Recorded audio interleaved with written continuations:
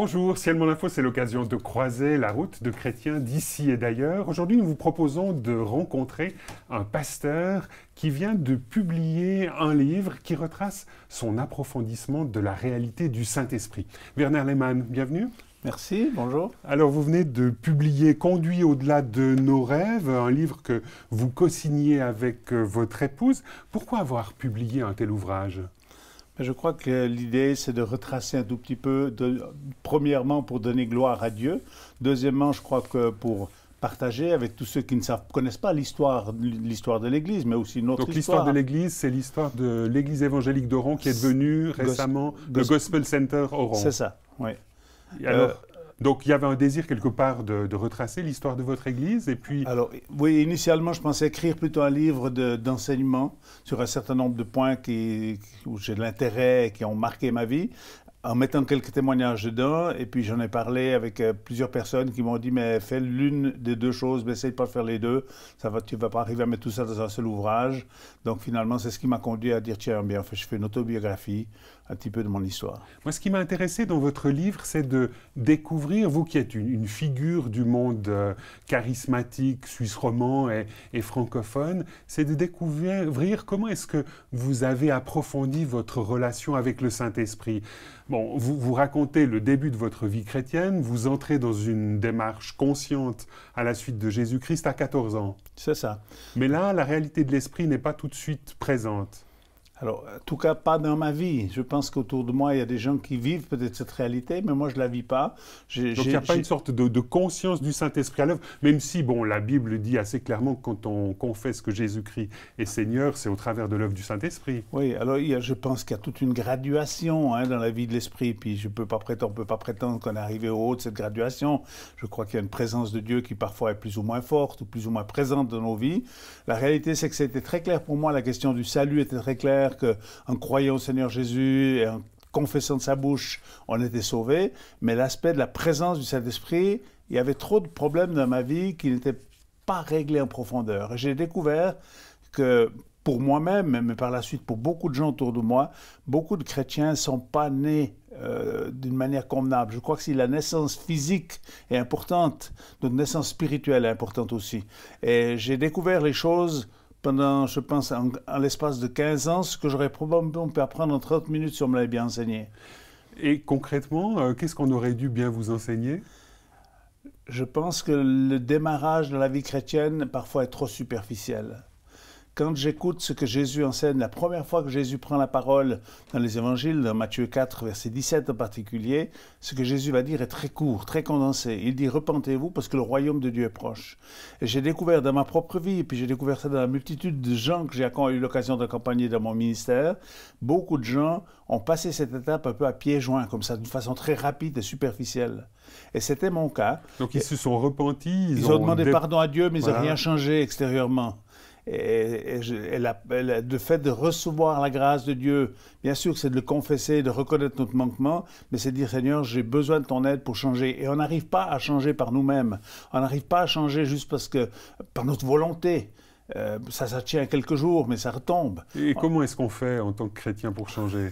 Je crois que c'est là qu'on a besoin d'une puissance extérieure à la nôtre, qui est celle de l'Esprit de Dieu, pour que les choses puissent changer en profondeur. Donc là, de manière pratique, pendant pas mal d'années, vous avez été en quête de ce Saint-Esprit. Oui, j'ai découvert...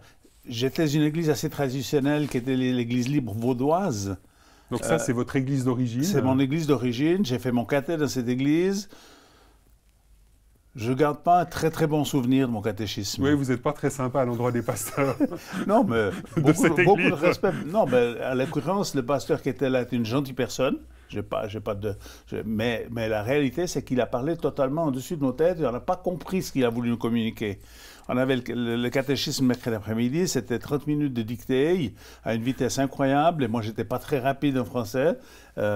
Puis on comprenait, en plus, on comprenait pas ce qu'il nous disait, puis c'était un cours de dictée. Mais on n'était pas enseigné sur des aspects fondamentaux. Et ça, je le regrette profondément.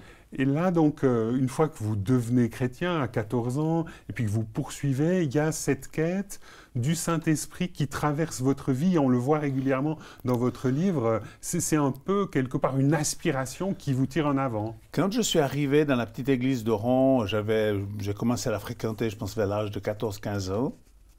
J'ai découvert quelque chose de frais et de différent. Et ça m'a beaucoup plu parce que je me suis dit, tiens, il y a de l'authentique, il y a des choses vraies. Et je comprenais ce qui était communiqué. Mais plus j'ai avancé dans la vie, plus j'ai réalisé que dans ma vie, il y avait des manques.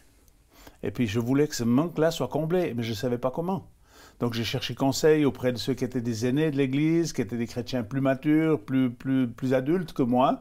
Puis j'ai vu qu'ils n'avaient pas de réponse à me donner. Alors j'ai essayé de chercher ailleurs. Et puis après j'ai commencé à crier vers Dieu. Puis j'ai dit, Dieu, il faut que tu me montres ce qui se passe. Il y a quelque chose qui ne marche pas comme ça doit marcher. Et j'ai dit à Dieu, je ne suis pas d'accord de poursuivre ma vie de cette manière-là. Soit il y a un changement, soit le christianisme ne m'apporte pas ce que j'ai besoin d'avoir. Et concrètement, comment est-ce que vous avez avancé sur ce terrain de la découverte de la présence personnelle de l'Esprit Saint dans votre vie? Alors, il y a eu des rencontres qui nous ont éveillés, qui nous ont fait prendre conscience du manque qu'il y avait dans ma vie, et en particulier le fait de recevoir l'Esprit Saint. J'avais cru au Seigneur Jésus, mais je n'avais pas reçu l'Esprit Saint. Ça ne veut pas dire que l'Esprit Saint est totalement absent, parce que l'Esprit Saint, il est présent quand on se tourne vers le Christ. Mais cette expérience que la Bible appelle le baptême du Saint-Esprit, ou recevoir le Saint-Esprit, n'était pas une évidence, en tout cas dans ma vie. Et je suis interpellé au travers d'une parole du Christ qui se trouve dans Matthieu 7, verset 21, où Jésus dit, c'est pas celui qui me dit « Seigneur, Seigneur » qui rentrera dans mon royaume, mais celui seul qui fait la volonté de mon Père. Et là, je prends conscience que c'est ma volonté à moi qui est numéro un dans ma vie, c'est pas la volonté de Dieu. Et en deuxième lieu, je prends conscience que je ne sais pas où est la volonté de Dieu d'une façon spécifique pour ma vie. Et je prends un engagement envers Dieu, intérieurement d'abord, en disant « Dieu, je suis disposé à t'obéir. Si tu me montres ta volonté, je veux y marcher. » Je suis disposé, et j'ai voulu marquer cet engagement-là, pas seulement un engagement intérieur, mais j'ai pris en présence de mes frères et sœurs qui étaient là, peut-être une quinzaine de personnes à ce moment-là dans ce groupe de prière, et je leur ai partagé ce qui se passait à l'intérieur de moi, et j'ai dit, si Dieu me parle, je vous prends à témoin que j'obéirai à Dieu et je ferai ce qu'il me demande. Et là, de manière assez surprenante, vous avez entendu Dieu vous parler. Alors, au préalable, j'ai crié vers Dieu. Je n'ai pas juste fait des petites prières pieuses, j'ai gueulé vers Dieu, j'ai dit, Dieu, je veux savoir, tu me montres ou tu ne me montres pas, mais si tu existes, tu me montres qu'est-ce qui ne marche pas, puis qu'est-ce que je dois faire pour aller à l'étape suivante. Et puis tout à coup, tout est devenu très clair à l'intérieur de moi, et sans l'ombre d'un doute, je savais que Dieu m'avait parlé. Je n'ai pas entendu la voix audible de Dieu. Dieu vient parler à l'intérieur de nous, dans nos pensées, souvent avec une confirmation dans notre cœur, et j'avais cette confirmation claire, nette et précise à l'intérieur de moi, ce que Dieu me demandait de faire. Et c'était quoi? Et je n'aimais pas du tout ce qu'il m'a dit. Parce que quand on permet à Dieu de venir, et d'ailleurs j'ai interrogé à ce moment-là l'Esprit Saint, j'ai dit, pourquoi tu viens maintenant me montrer cela? Pourquoi tu ne me l'as pas montré il y a 14 ans quand j'ai fait une démarche? Et il m'a dit, il y a 14 ans que tu m'as dit oui, tu m'as accueilli dans la salle d'attente, et aujourd'hui tu es disposé à ouvrir les pièces, alors je viens. Et puis il faut faire un peu d'ordre. Et en particulier, moi, Dieu m'a préservé de plein de choses, mais dans mes pensées, il y avait beaucoup d'impuretés, beaucoup de pensées troubles, etc. Et le Seigneur m'a dit, je veux que tu mettes de l'ordre dans ce domaine-là. Mais c'est des choses pour lesquelles j'avais demandé X fois pardon à Dieu déjà. Et j'ai dit à Dieu, je suis prêt à te demander une fois pardon, une fois de plus. Il m'a dit, tu me fatigues avec tes demandes de pardon. J'aimerais que tu sois d'accord de changer. J'ai dit, je suis d'accord de changer. Qu'est-ce que je dois faire? Et il m'a dit, ouvre ton cœur et parle avec ton épouse. Et Dieu ne demande pas à tout le monde de faire la même chose. Notre relation de couple était très bonne, on était de jeunes mariés. Oui, vous dites dans votre livre que vous avez dû demander pardon à votre épouse. J'ai demandé pardon parce que quand nos pensées vont ailleurs, même si physiquement je n'y ai jamais été, je n'ai pas commis adultère physiquement, mais mes pensées bien sûr, comme à peu près tout le monde, hein, mais le Seigneur m'a dit, demande-lui pardon et ouvre-lui ton cœur et dis-lui ce qui se passe à l'intérieur. Alors d'abord, j'ai négocié avec Dieu, j'ai dit, je préférerais faire ça avec un aîné de l'Église, par exemple. Lui pourrait me comprendre probablement mieux que mon épouse. Mais je sentais très bien dans mon esprit que Dieu me demandait de le faire de cette manière-là. Et c'est au moment où j'ai obéi à cette voix intérieure, et au moment où j'ai demandé pardon à mon épouse, qui lui a permis à elle aussi d'ouvrir son cœur un peu plus, puis dire, mais dans ma vie, il y a aussi telle chose que j'ai besoin de déposer, etc. On a pleuré ensemble, on a prié ensemble, et dans la nuit qui a suivi, j'ai expérimenté une visitation de la part de Dieu. Je ne m'attendais pas à être visité de cette manière-là. Mais de manière assez surprenante, c'est pas quelque chose qui se passe dans une église ou quelque chose dans un lieu particulier. C'est vraiment chez vous que ça se passe. Oui, ça se passe dans la nuit qui a suivi cette rencontre où j'ai obéi à Dieu. Et j'ai découvert à ce moment-là, quand les gens obéissent à Dieu, c'est pour ça que souvent je dis que la première étape de la vie chrétienne, qui pour moi est la repentance, trop de gens ont passé rapidement dessus. Et c'était mon cas. Je n'avais pas réglé un certain nombre de choses que j'aurais dû être conduit à régler. Donc quand vous dites repentance, c'est quelque part demander pardon à Dieu pour toute une série de choses qui, quelque part, n'ont pas été à son honneur dans votre vie. Je dirais que c'est plus que demander pardon, parce que ça c'est facile, puis ça on le fait tous. Mais c'est dire, Seigneur, je te demande pardon et je te demande de me libérer. Parce que beaucoup de gens veulent être sauvés, je dirais, de l'enfer. Mais Jésus, quand il y a l'annonciation de la venue du Christ à Noël, il est dit que c'est lui qui sauve son peuple de ses péchés. Et il y a beaucoup de péchés dont je n'étais pas sauvé, c'est-à-dire pas libéré de certains péchés. Mais quand j'ai obéi à Dieu, tout à coup, je réalise ce que c'est la délivrance. C'est pas que le problème n'est plus là, qu'il n'existe plus, mais j'ai tout à coup la capacité de dire oui ou de dire non. Et avant, tu dis non, mais tu fais de même, tu continues à faire de même. Et là, tout à coup, je réalise que j'ai la capacité de maîtriser. Et ça, c'est la puissance de l'Esprit de Dieu qui fait ça. C'est pas juste notre self-control, parce qu'on peut faire du self-control un petit moment soi-même, mais là, la puissance de Dieu me permet finalement de, tout à coup, de réaliser que je peux maîtriser cette situation et que je peux en sortir. Ce qui est totalement nouveau pour moi. Et non seulement cela, mais il y a tout à coup une paix qui est venue à l'intérieur de moi, une force qui est venue à l'intérieur de moi. Et le lendemain matin, quand je me suis levé, j'avais le sentiment d'être une personne différente. Et mes yeux se sont ouverts sur des réalités spirituelles que naturellement nous ne pouvons pas voir. J'ai vu des choses du monde opposé à Dieu se manifester de façon évidente. Et puis j'ai vu ça par la suite beaucoup, mais à ce moment-là, mes yeux s'ouvrent sur une réalité spirituelle que habituellement on ne peut pas voir et que je n'avais jamais vue jusqu'à ce moment-là. Est-ce que vous pourriez nous dire en quelques mots ce que représente à ce moment-là cette découverte de l'Esprit Saint, ce que représente cet Esprit Saint dont on parle beaucoup dans les milieux chrétiens, mais où finalement peut-être que parfois on a de la peine à en percevoir toute la réalité? L'Esprit de Dieu, il est là pour nous aider à avoir une vie qui soit bonne, agréable, et pas seulement dans la spiritualité. Pas juste disant ok, je vais être plus spirituel. Je crois que Dieu s'intéresse à tous les éléments de notre vie. Et le Saint-Esprit, il est décrit dans la Bible, en particulier, évidemment, il a d'autres attributs, il est décrit comme étant un esprit de force, d'amour et de sagesse. Et tout à coup, je réalise que cet esprit de force me donne des capacités que je n'ai pas naturellement. Je n'arrive pas à vaincre ma nature humaine, ma nature de péché, qui est une nature qui habite tous les êtres humains, quels qu'ils soient. Mais tout à coup, par cette puissance de l'Esprit de Dieu, il y a des changements notoires. Et mes yeux s'ouvrent sur des réalités spirituelles. Et là, il y a un danger. J'ai des amis autour de moi qui m'ont dit « Werner, reste tranquille, tu parles pas trop de monde, on est un peu survolté. » Quand cette puissance de Dieu tout à coup nous touche, il faut attendre que le niveau redescende un tout petit peu pour qu'ensuite on puisse vivre les choses et puis les distiller d'une certaine manière. Concrètement, à partir de ce moment-là, qu'est-ce qui a changé dans votre vie? La révélation par rapport à Dieu.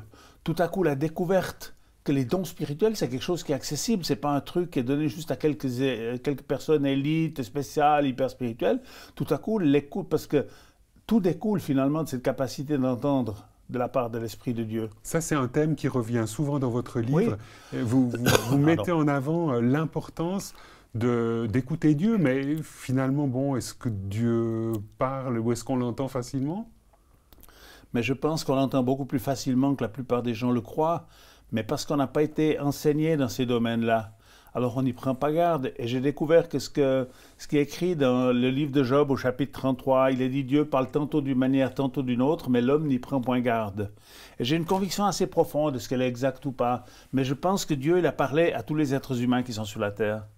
Quelle que soit leur religion, quel que soit leur niveau social ou leur race, Dieu parle aux êtres humains. Mais la réalité, c'est qu'on n'a pas éveillé cette écoute, alors on pense que c'est juste quelque chose d'interne à nous-mêmes, qu'on a pensé que... On pense que c'est la petite voix intérieure ou la petite voix de la conscience. Et puis ça demande qu'on soit visité par l'Esprit de Dieu pour arriver à faire le tri, parce que toutes nos pensées ne sont pas des pensées de l'Esprit de Dieu.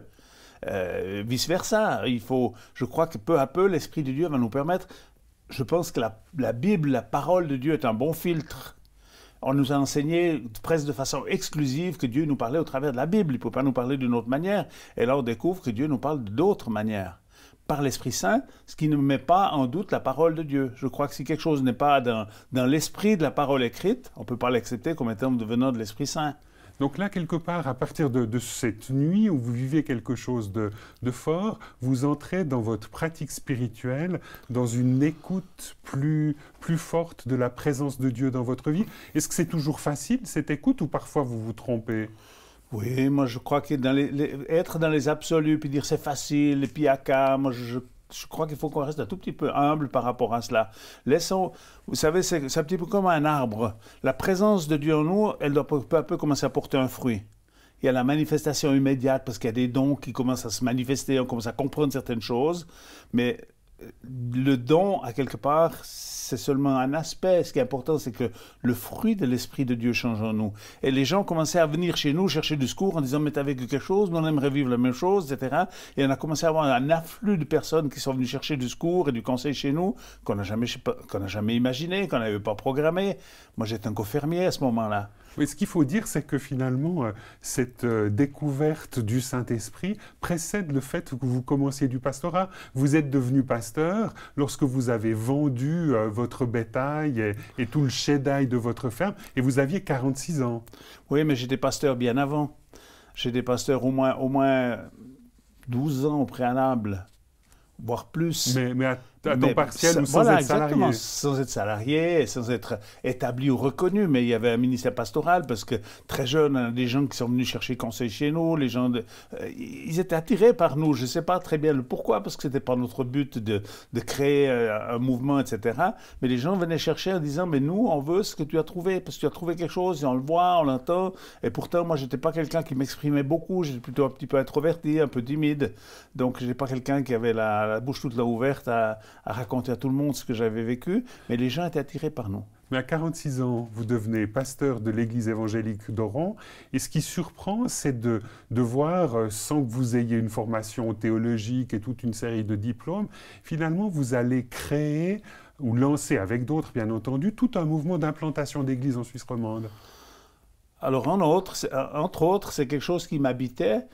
Là aussi, je crois qu'il y a des choses que Dieu a placées à l'intérieur de nous. On comprend parfois plus tard le pourquoi et le comment.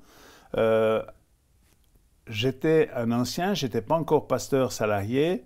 Et Dieu, de nouveau, c'est une impulsion de l'Esprit Saint qui me disait il faut démarrer quelque chose de nouveau sur Moudon. Et ça, c'était avant que je sois pasteur. C'est quand je suis devenu pasteur que j'ai vraiment lancé à fond, mais on était en route déjà depuis 2 ans dans ce projet d'implantation. Donc, je crois que l'Esprit de Dieu nous conduit, nous permet d'une part que tout à coup les choses prennent de l'ampleur, parce que moi-même, je m'interroge toujours encore sur un certain nombre de points. Donc, par rapport à votre réflexion de fond sur la réalité de l'Esprit Saint, vous êtes toujours en mouvement? Oui, mais je crois que ça, on doit rester, puis je pense qu'on ne peut pas dire, voilà, parce que sinon, on vit sur des histoires du passé, puis on se dit, OK, j'ai vécu il y a 20 ans, il y a 30 ans en arrière, telle chose. Moi, j'étais surfeur. À un niveau, je dirais, relativement modeste, mais j'ai fait pas mal de planches à voile, entre autres. On peut pas naviguer avec le vent d'hier, il faut naviguer avec le vent d'aujourd'hui. Et je crois qu'on ne peut pas juste rester sur des acquis du passé, il faut écouter ce que Dieu dit aujourd'hui. Puis je pense que ça, c'est la clé. Et puis tout ce qui est de l'exercice des dons spirituels est dépendant en premier lieu de cette capacité d'entendre de la part de Dieu. Donc quand vous parlez de dons spirituels, c'est effectivement le don de discernement qui vous a conduit à pratiquer passablement de délivrance, mais aussi peut-être le don de prophétie, où finalement vous parlez, vous exprimez quelque chose de particulier au nom de Dieu à une personne ou dans une communauté. Oui, je crois que j'ai été très impacté par cette parole de l'apôtre Paul dans 1 Corinthiens 14. L'apôtre Paul mentionne les dons spirituels dans le chapitre 12, chapitre 13, il mentionne la motivation qui doit être l'amour, sans laquelle c'est pas la peine. Et puis ensuite, au chapitre 14, il dit « Recherchez l'amour et aspirez aux dons spirituels ». Et ce mot « aspirer », si on va regarder un petit peu dans son essence, c'est très fort. Et ensuite, c'est surprenant, il a mentionné 9 dons spirituels. Et au chapitre 14, il dit « L'essentiel, c'est de rechercher la prophétie ». Et je me suis dit « Pourquoi la prophétie ?» alors qu'il a mentionné 8 autres dons. Et la compréhension que j'ai, c'est qu'il y a deux raisons essentielles. La première, c'est justement, on ne peut pas donner une parole prophétique, une parole d'encouragement, d'exhortation à quelqu'un si on n'a pas entendu de la part de Dieu. Donc c'est l'écoute qui va être déterminante. Et on retrouve ce thème dont vous avez parlé tout à l'heure. Ça, c'est vraiment au cœur de votre spiritualité, l'écoute de Dieu. L'écoute de Dieu, et puis d'utiliser ce don pour édifier et exhorter l'autre. Pas pour essayer de se rendre grand soi-même en disant « moi, je suis capable d'entendre la part de Dieu ». Mon plus grand désir, c'est d'élever les autres et d'amener les autres dans ce courant-là. Et pas les rendre dépendants de moi, mais de les rendre dépendants de Dieu. Je pense que ça, c'est essentiel. Werner Lehmann, si les auditeurs ou les téléspectateurs sont intéressés par le fait de découvrir un peu plus de ce parcours que vous avez conduit en lien avec l'Esprit Saint, on ne peut que leur recommander le livre que vous venez de publier, cette autobiographie avec votre épouse Mado, qui s'intitule « Conduit au-delà de nos rêves ». C'est un livre qui a été coécrit avec quelqu'un d'autre. Alors, c'est ma nièce, finalement, qui l'a écrit. Moi, j'ai réécrit pas mal de chapitres à l'intérieur parce que, voilà, on avait pris 2 jours, elle était venue avec nous à la montagne 2 jours, puis elle a raconté un peu notre histoire. Et puis, c'est mon premier livre, donc par la suite, je me suis dit j'aurais dû être plus spécifique, un peu plus stratégique dans la manière de faire. Donc, il y a pas mal de choses que j'ai réécrit par la suite. C'est elle qui a corrigé, qui a retravaillé, il y a plusieurs autres personnes. Donc, on peut juste mentionner son nom, c'est Iska Wernli. Iska Wernli, qui est la fille de ma sœur. Magnifique. Donc, merci beaucoup d'avoir accepté notre invitation de venir sur ce plateau de Ciel Mon Info. Madame, Monsieur, nous espérons que cette émission vous aura intéressé. Au revoir et à bientôt.